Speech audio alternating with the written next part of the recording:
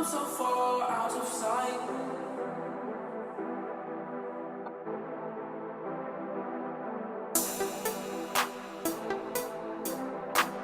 Sounds about right.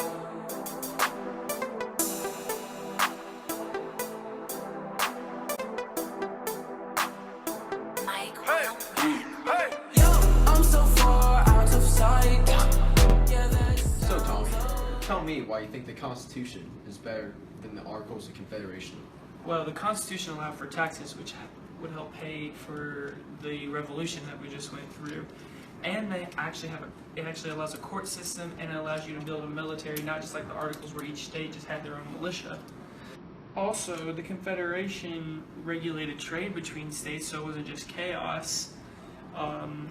There was, to amend something on the Constitution, instead of all the states having to do it, only 2/3 had to do it.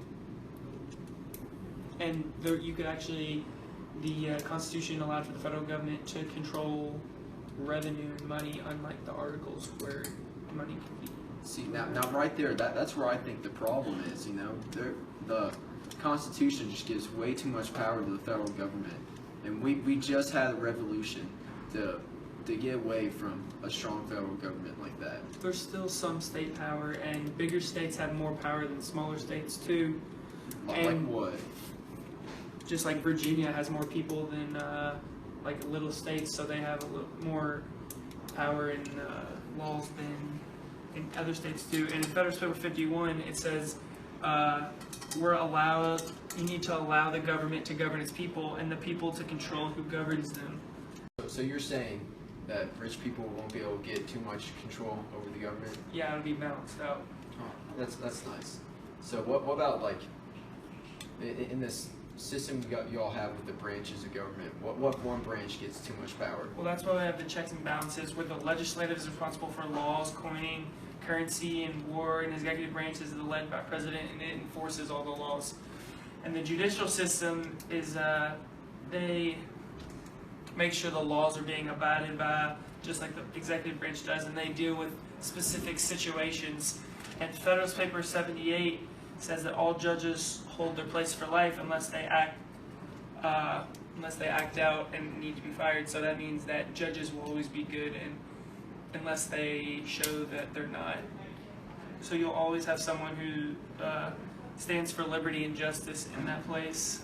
So what about like when rich people try and take over the government and influence the government too much? Well, Federalist Paper 10 says that a special group should not pursue their self-interest over the common good of the government, and interest groups can balance out each other. The judicial branch, also known as the courts, are arbiters between the legislative branch and the people, and they make sure Congress doesn't have too much power, so it all evens out. So you're saying if one branch is misusing their power, another branch can come in and be like, Yeah. no, you can't do that. They're the judicial branch.